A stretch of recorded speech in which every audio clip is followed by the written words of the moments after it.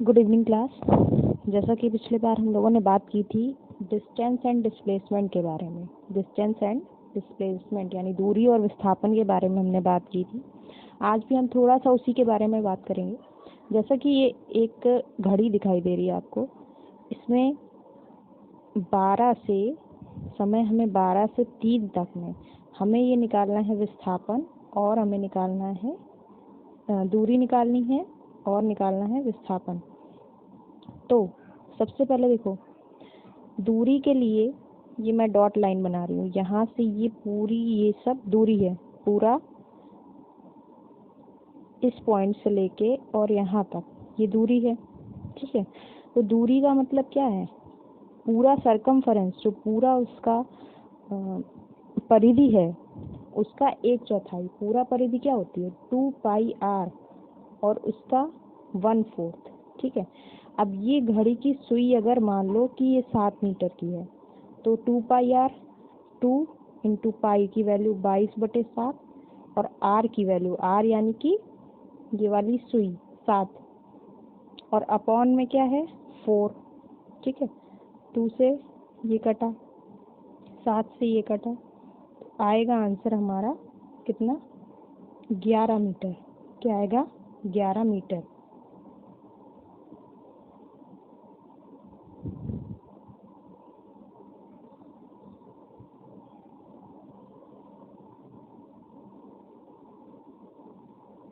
तो इसकी जगह पर आ जाएगा हमारा 11 मीटर। ठीक है, अब इसके बाद हमें अगर निकालना है इसी का विस्थापन, क्या निकालना है अगर हमें? विस्थापन। तो हम क्या करेंगे? सबसे पहले विस्थापन का मतलब क्या है? इस वाले पॉइंट से और इस वाले पॉइंट से स्टार्टिंग से एंड हमने एक सीधी रेखा खींच दी, ये हमारा होता है विस्थापन। ये क्या कहलाएगा? हमारा विस्थापन। तो विस्थापन के लिए क्या है? ये एक आपको दिख रहा है समकोण त्रिभुज, मैं अलग से बना के दिखा रही हूँ। ये एक है समकोण त्रिभुज। ठीक है, इसकी एक भुजा ये 7 है, ये 7 है और हमें निकालना क्या है? विस्थापन, यानी कि मिनिमम दूरी। सीधी रेखा बना दी हमने यहाँ से यहाँ तक की, तो ये वाली डिस्टेंस हमें निकालनी है। तो सबसे पहले क्या करेंगे? पाइथागोरस लगाएंगे। पाइथागोरस मतलब लंब का स्क्वायर प्लस आधार का स्क्वायर बराबर कर्ण का स्क्वायर। ठीक है, तो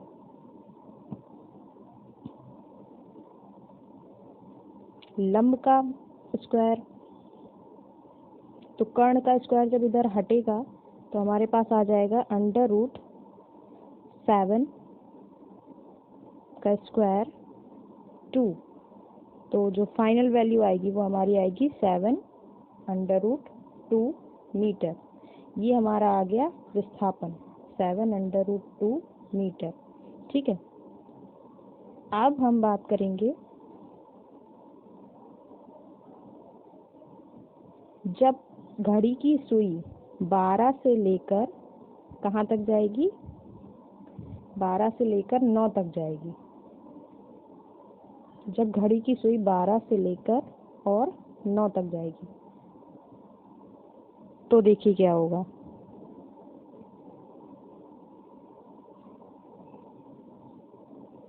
ये मान लीजिए घड़ी है और इसकी सुई अब यहाँ से लेकर और 9 तक आई है। ठीक है, 12 से लेकर 9 तक आ रही है, तो पूरा ये चक्कर काट के आ रही है। अगर ये पूरी परिधि काट के आ रही है, केवल 1/4 भाग इसका रह रहा है, तो फिर बचा हुआ पूरा भाग कितना होगा? पूरा भाग होगा परिधि का, यानी कि 2 पाई आर का 3/4। पूरी परिधि का 3/4। ठीक है, पूरा भाग 4 और उसका 3 भाग, ये वाला 1 भाग, ये वाला 1 भाग, ये वाला दूसरा भाग और ये वाला तीसरा भाग। तो अब इसमें वैल्यू रख के देख लीजिए, तो आपका आंसर आएगा 33 मीटर। तो यहाँ 12 से जो 9 में आएगा वो आएगा 33 मीटर। ठीक है, अब इसी में जब हम विस्थापन निकालेंगे, तो हमारी क्या निकली, दूरी।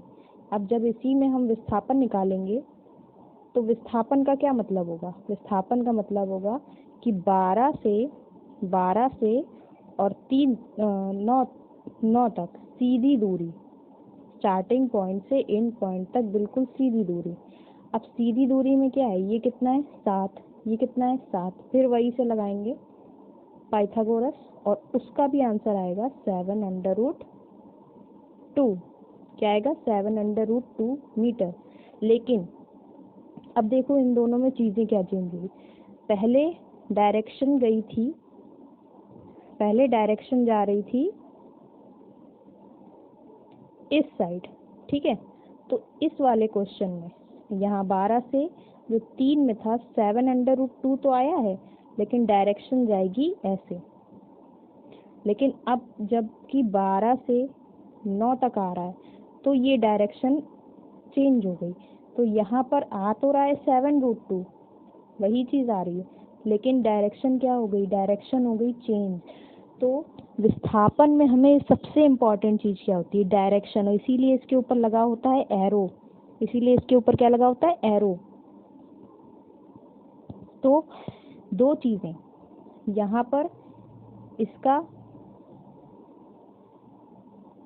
दूरी भी डिफरेंट है और विस्थापन भी अलग अलग है। भले ही उसकी वैल्यू सेम दिखा रहा हो, लेकिन डायरेक्शन की वजह से वो चेंज हो गई है, डायरेक्शन की वजह से विस्थापन बदल गया है। अब नेक्स्ट हम लोग बात करेंगे स्पीड एंड वेलोसिटी के बारे में, यानी कि चाल और वेग के बारे में। चाल का मतलब होता है कि कोई भी वस्तु कितनी फास्ट भाग रही है। मान लो कि कोई वस्तु भाग रही है 50 किलोमीटर पर आवर की स्पीड से, ठीक है। तो कोई भाग रही है वस्तु 50 किलोमीटर पर आवर की स्पीड से, इसका मतलब ये होता है कि एक आवर में उसने 50 किलोमीटर दूरी तय कर ली, ठीक है। तो अगर हम पूछें कि 5 आवर में कितनी दूरी तय करेगा वो, तो 250 हो गया, 250 किलोमीटर दूरी, ठीक है। ये तो सिंपल हो गया, ये सिंपल चीज़ हो गई उसके बारे में, चाल के बारे में, यानी कि स्पीड के बारे में। लेकिन अब हम बात करते हैं वेग में क्या अंतर होता है, वेग में क्या डिफरेंट होता है, या वेलोसिटी और स्पीड में क्या डिफरेंस होता है। अब जैसे कि एक मान लो ये एक कार है, ठीक है, पहिए लगे हैं, ये कार जा रही है इस डायरेक्शन में और इसकी स्पीड है 30 किलोमीटर या 30 किलोमीटर छोड़ो, 30 मीटर पर सेकंड कर लो, ठीक है, 30 मीटर पर सेकंड, यानी कि एक सेकंड में कितना जाएगी, एक सेकंड में जाएगी 30 मीटर। अब अगर पूछा जाए कि इसमें वेलोसिटी क्या है, यानी कि वेग क्या है, तो वेलोसिटी निकल के आएगी आपकी 30 मीटर पर सेकेंड नॉर्थ, यानी कि उत्तर दिशा में, क्योंकि ये किस दिशा में जा रही है, ये जा रही है उत्तर दिशा में। तो वेलोसिटी और स्पीड में मेन डिफरेंस क्या होता है कि स्पीड में हमें डायरेक्शन की ज़रूरत नहीं होती है और वेलोसिटी में हमें डायरेक्शन बतानी पड़ती है। तो मेनली हम लोगों ने क्या चीज़ सीखी, ये चीज़ सीखी कि कुछ क्वांटिटीज़ होती हैं।